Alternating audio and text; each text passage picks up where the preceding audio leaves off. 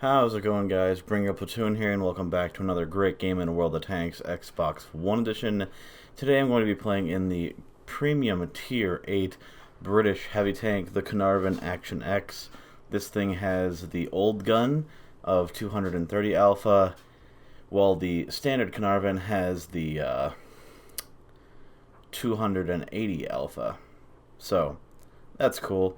But the good thing about this thing is it fires every 4.5 seconds with putting in T, and I believe I have on just the gun rammer, no vents, but in exchange for vents I put on optics and the vertical stabilizer. So yeah, this thing's pretty bonkers. The only bad thing I don't like about it is it doesn't hold a lot of shells. It only holds 50 shells, and while that seems like a lot, you will go through them relatively quickly. And this is not a good game showing the capabilities of the tank, because the only way you can make this thing really usable is if you use it hauled down with all your gun depression. And why is that?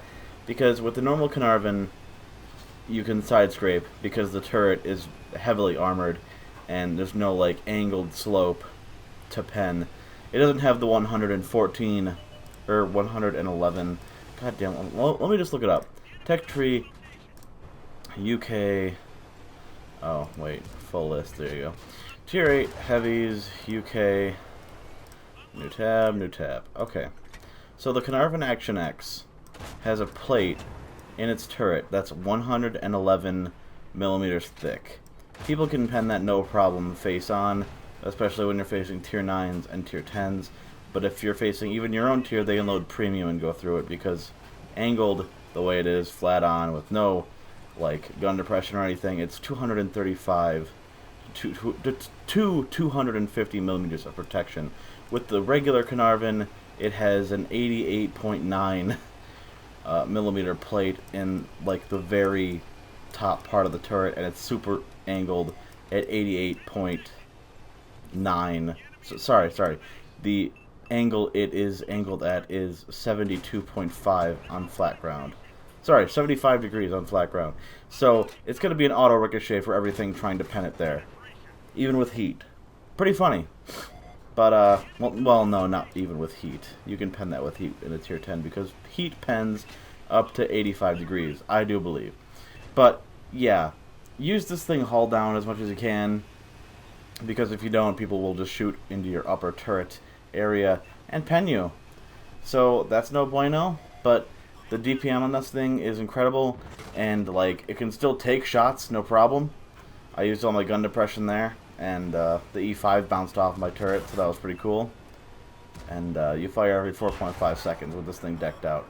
The Alpha will troll you sometimes, like you saw that E5 get hit for only like 180, 179, whatever it was. But with your rate of fire, as long as you keep the gun hot and take little chancy positions, you can absolutely just dick on anything that is trying to overtake you. Just keep firing at them, and as soon as they bounce off you, just take that moment to just keep nailing them. And hopefully what will happen is other allies will come to your aid and have this happen where he's a one-shot and then I fucking wail on him. Bam. Even though I didn't get the kill. I thought I did, but it was the T-57 Heavy that hit him there. I would have had to high roll the absolute bejesus out of him for him to get killed by me. But got a free pen that onto the giant tank twice. Wow. Didn't think that last one would have went through. But yeah, my gun's damaged. I'm not going to fix it. I've got armored on this tank. Or armorer. God damn it, that's a fucking weird word. And my fuel tanks are damaged. So I should probably fix it, but I'm not going to, just because I don't feel threatened right now.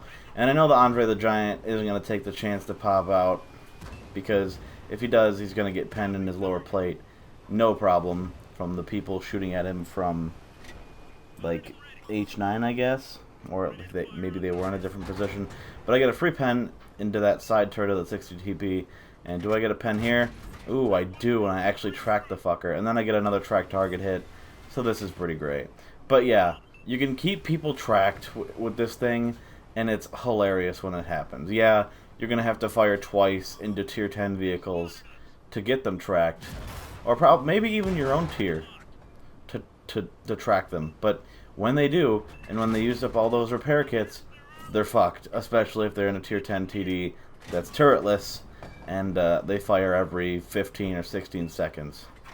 Pretty funny.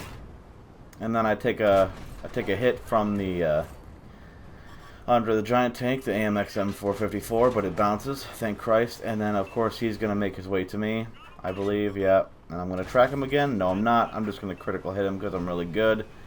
And what happens? I biff it into the ground. What happens? Wait. Did he fucking miss me? Did the Andre the Giant tank miss me? I'm going to just track him there because I want him dead. I'm just going to keep him tracked there. Why not? They've got higher alpha guns, and I know he could very easily just turn around. Can somebody hit this guy, please? That'd be great. There it is. Okay. That's what I'm fucking talking about. The Jagdpanzer E100 absolutely alphas the fuck out of him, and he dies.